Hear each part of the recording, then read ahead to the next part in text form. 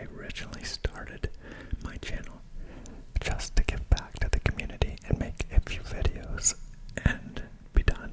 I was going to do 90 videos in 90 days and just have 90 videos out there that people could use. But inevitably, I got a lot of encouragement from people like you. Thank you so much, because I definitely would not be doing this right now if it wasn't for you guys, because I surely don't do it for the money. I'm barely making $100 a month. But I had a friend of mine who just started a channel, not an ASMR channel, and he basically just reads news articles, and then he talks about them for like 8 or 10 minutes and talks about just that article.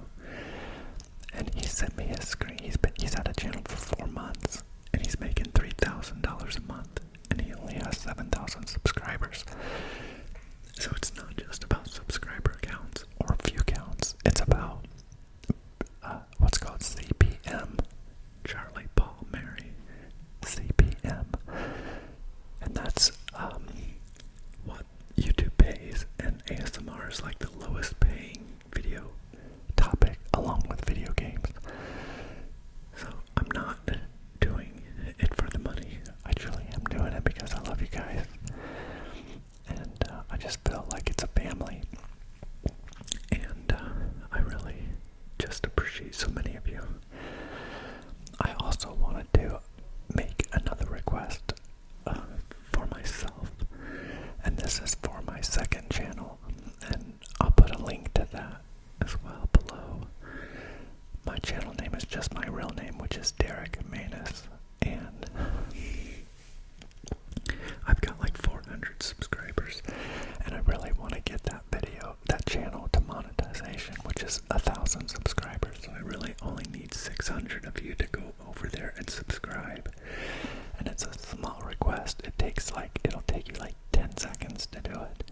But I really, really, really need your help, because I am going to make that other channel something else. Right now I'm just posting like my real estate videos there, and like occasionally I'll make like a personal video like about my dog or something like that, where I'm actually talking, not whispering. But I really want to do like a podcast style channel, and also do like sales training. I've had so many of my commenters, young men, talk about getting into sales, and I can help with like training videos. That noise you heard was somebody commenting in the Discord, which I do have a Discord now, and this has been what is kind of motivating me to which there's a link to the Discord as well in the video description. But being part of that has been really motivational to inspire me to do that other channel, along with my friend. He's a professor at Ball State University, and yeah, he's just doing it as like a hobby, and like he really just started, and like it's gonna be big. I really think it's gonna be something big, and it's just really inspirational. And so the way that has inspired me, I want to inspire you guys, because I've got a couple of subscribers and friends on the Discord that are really in like a position where they really need to do something. Drake is one of them. Drake is the one that took the time to create the Discord for us all. And it's just, I know it took him some time, and it's really something really cool. I don't have a chance to like be on it all day long, obviously, but I try to respond to everybody, and so far there's a lot of people there, and of all the countries like that are represented so far, the UK has the most people there. I don't know what's happening. Maybe it's because Drake is from the UK and he's inspiring people, or maybe like Discord is more of a UK thing. I don't know, but it's just kind of weird, because if I look at my video analytics, about half of my subscribers are from America, and then the rest is like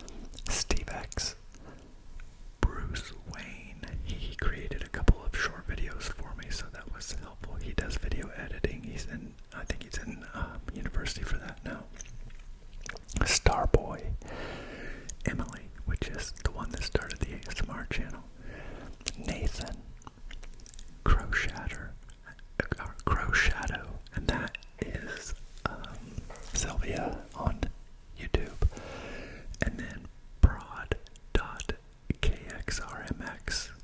I don't know if that's his subscriber name, but that's the people that have friended me so far, that if we are friends on the Discord. And it's been nice to have some conversations. But again, it's been kind of inspirational to get to know some of you a little bit better, and I want to try to do this other channel because there's really not a lot of money in ASMR, not for a channel like mine. But I really think, like, if I did a sales training video, anything money topic related, like sales training, any financial services, things like that, they pay like 20 times higher than ASMR, like per view. So like if you watch one of my videos, like I might get a penny if you watch it, where if you can get like $20, I mean not like $20 per view, but it's like astronomically higher depending on your video topic. So my point is, I think I can do better. I will never walk away from this channel. I will always do ASMR. I believe that this is something that I really like. I love what we've grown here together, and I can't imagine walking away from this. But I feel like I could use my other channel as like my day job, and this will be like my nighttime hobby, you know, just reaching out to each one of you just to make sure that, you know, we don't lose contact, and that for those of you that wouldn't be interested in the other channel, you know, this will always be my original YouTube experiment. So for that, I thank you all, but please, please, please, please help me grow that other, I need to get 1,000 subscribers there, because I feel like if I can get that and then I can post the initial video, I think it'll get pushed out a lot better. I think my first video is going to have to be like some sort of introduction of like who I am and why you should listen to me for sales advice. And secondly, I'm so upset at like so many content creators that charge people for their content. So like Andrew Tate is an example. Like, he's so rich, but then why are you charging young people $45 for your information? It just, I don't think it's right, and I think it's just everybody's so damn greedy, and I want to give my information away for free. Like, there's another sales trainer that I watch, his name is Grant Cardone, some of you might know him, but again, he's a guy that like sells sales training, and it's just like, I'm so sick of these people that are so damn greedy. They've got enough money, they don't need to sell their advice, sell their information. It's like, if you really, you know what, you want to brag and pat yourself on the back about being so damn rich, then give your information away, you know. I'm not super rich, you know, I'm comfortable, but I'm not greedy. I don't want a bunch of stuff that I don't need, you know. I don't want the responsibility of having these things that just, you know, are overly aggressive of like luxury, and I just don't. Like, I drive Toyotas, I have just kind of like a modest home. I mean, I haven't gone crazy, and I don't have any debt, but if I wanted to go in debt, I could have all sorts of stuff. Like, so many people just live beyond their means, and they think, can I afford the payment instead of can I afford the item? And it's just not a good, healthy way to live. I'm not saying that debt can't help you. Like, when you're younger, you might have to use debt to get a degree, or, you know, to buy your first house. I would recommend going in debt to buy a house because it's a good investment. But those are the things that I would talk about on that channel, like financial advice and, you know, sales advice, and like interviewing people that have been successful, that are like normal people, that aren't these like superstars, you know, just real life human beings that will give good, honest advice, and just like more of a caring, not like a how to get rich video, but how to be comfortable, how to live a good life.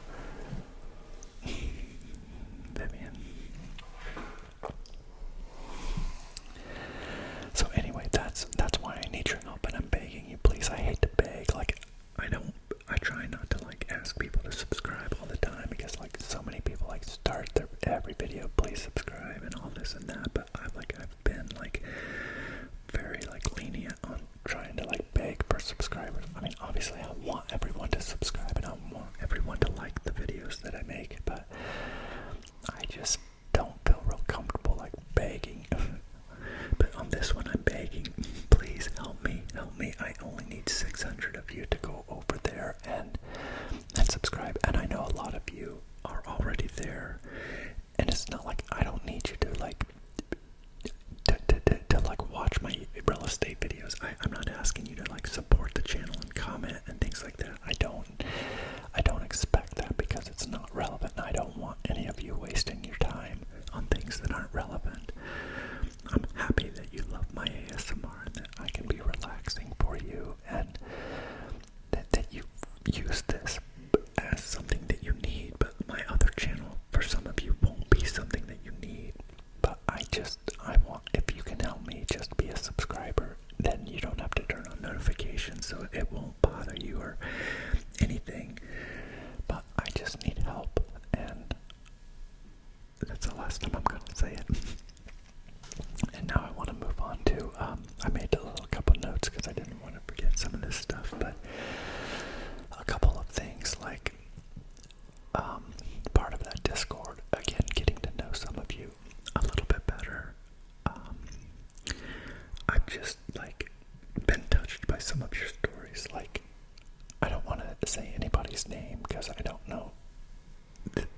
I've had these conversations in private, not on the public chat, so I'm not going to mention names, but I have one friend who is in a situation where his girlfriend lives in a different country or is from another country, and so he lives in one country and his girlfriend moved from the other country to be with him, and so she lives there with him now, but she can't work there because they require a visa, and this visa is like super expensive, and he's not like working a job where he's making a lot of money, so it's very difficult. And like, yeah, he has saved the money for the visa, but then he found out he has to have like 23,000, the equivalent of 23,000 American dollars saved up in just his account to be able to have her qualify. And so he's got the money to pay for the visa, but he doesn't have the 23,000. And it's like he's in a quandary of what to do. Should he move to another country where they can both work, or he's just stuck. He doesn't want to move his girlfriend back to her home countries where she can work and he can work. I mean, that was my advice, because I think they can both work then, and I know the separation would be painful, but that's not something he's willing to endure, so I don't judge him for that. I've been in love like that before, and I know what it feels like, and I envy that love, so I don't want him to lose that, because if they are really made for each other, then I know what that love feels like, just to love somebody so much you can't imagine being apart from them, so I don't want him to lose that love. Now, I think that if the love is that strong, it would work, and maybe they should try like a 6-month period, and like with technology, you can still talk every day, you can do voice chat, I mean like WhatsApp and stuff like that, it's like free, so you really can like see each other, it's almost like being there, but I know you miss like the touch, and people get touch deprived, I get touch deprived, I know what it's like to not have a woman with you, to be intimate with and things. It gets hard sometimes, but at any rate, I just, it's like we all have pain, and I know that like everybody struggles, and it's like sometimes we get so caught up in our own struggles, and until we hear about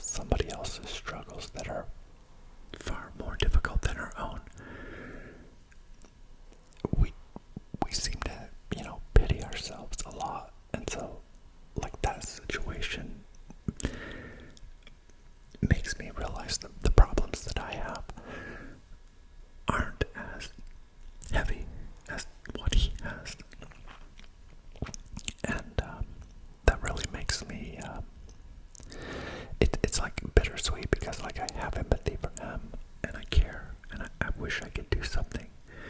And like, it makes me think because I want to help. It makes me, like, I know my mind's up there trying to orchestrate a solution, as I know his is as well, and his girlfriend's as well, I'm sure. But it also, I mean, it doesn't make me feel good about my own life, but it does put my own problems in perspective. And then, so there's that. Then I have another one, and it's really heavy because it's more immediate. The concern is more immediate, and I'm just gonna read this to you. And again, I'm not mentioning any names, but I just want to share this with you. Again, maybe because it will help you in your own life understand that where you are at with your own struggles might help put it in perspective. It's like the old saying, I once felt sorry for myself because of my ragged shoes until I met a man with no feet. You see, like, you feel sorry for yourself because you got some crappy shoes on, but then you meet a man with no legs or no feet, and it's like, oh God, yeah, my problems aren't that bad. So, it says, your videos genuinely help so much to help me relax. I have so much stress at the moment. I feel as if life is forever going backwards, and I can never find a job that has decent pay. I'm struggling with bills. I was heavily addicted to cocaine. I became clean and still feel no better, and still have no money. I'm sorry for ranting, but I don't have many people to speak to about this sort of thing.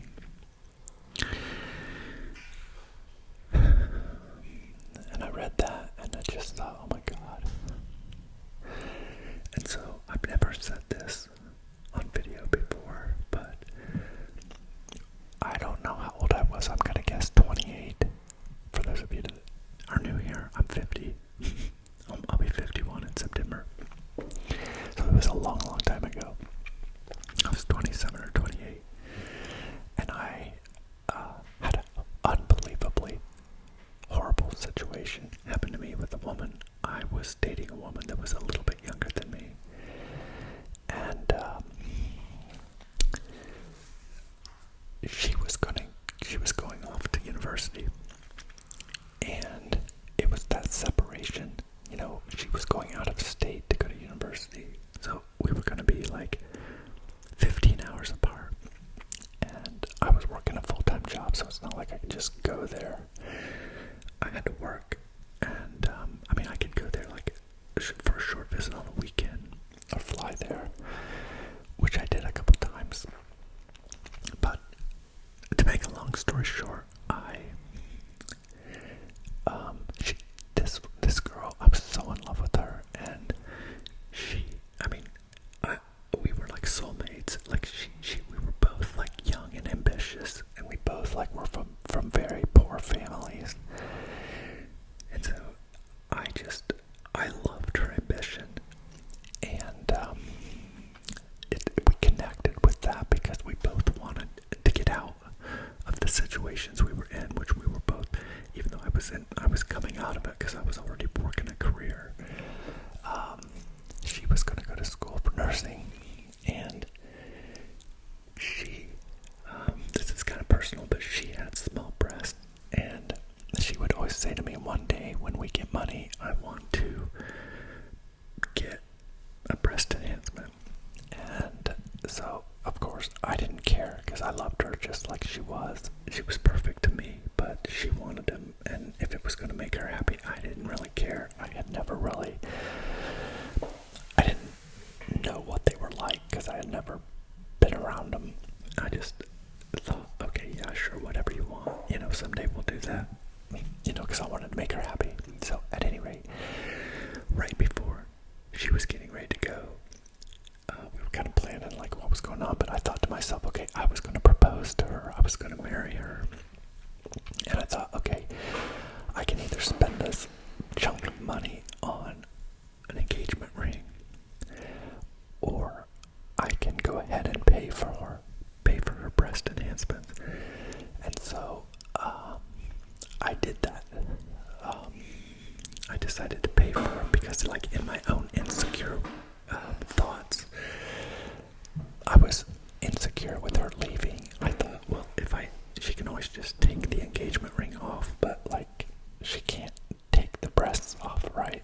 And like, how could she let another man touch them if I paid for them? You know, that was like my logic. Not one, I wanted to do it for her, but two, I thought it would keep us together better. I thought it was the better chance for us to stay together if I did that, because I thought she could never betray me if I did that. Well,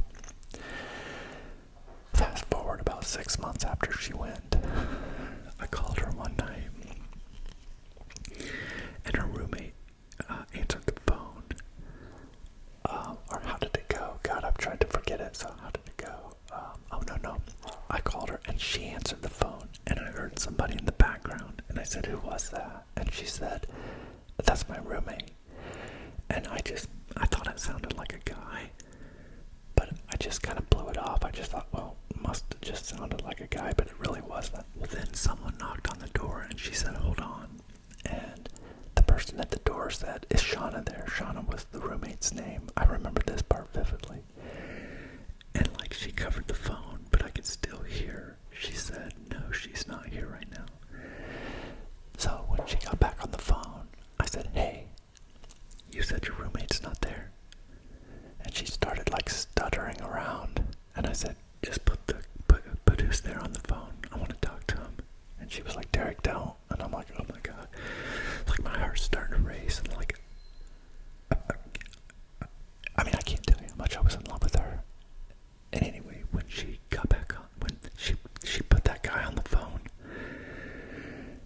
and once he said, what do you want to talk to me for? And I said, put Jennifer back on the phone. And she took the phone back and she said, Derek, it's not what you think. And I lost it. I mean, it devastated me. One, because it doesn't matter what they were doing. She lied to me. She was hiding something, right? Long story short, she was seeing this guy. And so we broke up. And I just could not get over the hurt. And like, I had done, like, marijuana was the only drug I had ever done when I was young. Nothing. Never had done anything harder than that. And at the time, my brother was doing cocaine. And he had always asked me, do you want to try it? Do you want to try it? Do you want to try it? And I'm like, no, I don't want to try it, because like, I'd always heard how addicting it was.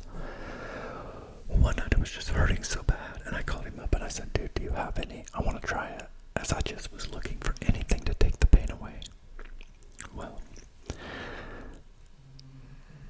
it took the pain away when I was high on it. But when I would run out, I wouldn't have any more. Oh my God, I can't tell you how horrible it was to come down. It was brutal. I mean, however unhappy I was before I did it, I was 10 times more miserable during that 5-6 hours that it took to like come down from it before you could go to sleep, because you can't go to sleep. You want to sleep so bad, but you can't, because like, it's such a stimulant that it runs everything. But I will say this, the high of the cocaine was like so good that it took forever to detox from that. And it was hard.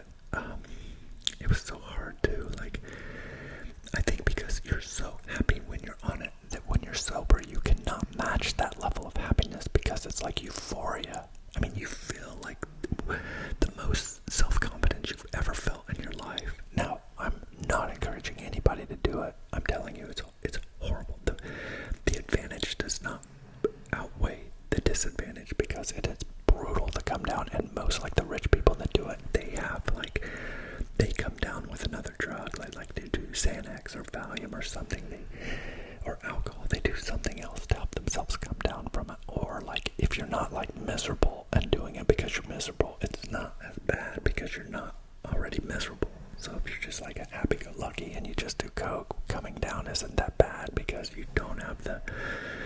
you're not dealing with the depression that you're going through, that you're trying to escape from. So I would never do it again, and I would never encourage anybody to try it because it is addicting, and it was horrible. But I know what this guy's going through, and I feel horrible for him, and I just want him to know that it goes away. Every day gets a little bit better.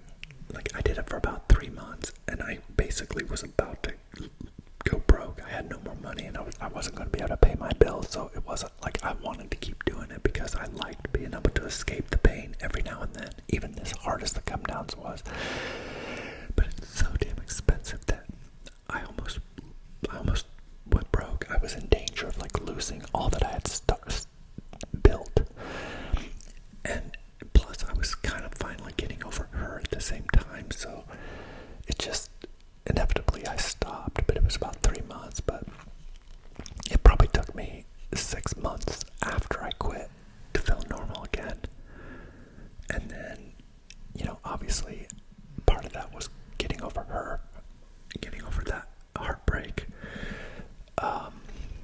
But anyway, just know that there's so many people out there that are hurting in their own little ways, and like whatever you're going through, there's somebody out there that would trade you in a heartbeat for the problems you have. So just hang in there. Everything's gonna be good.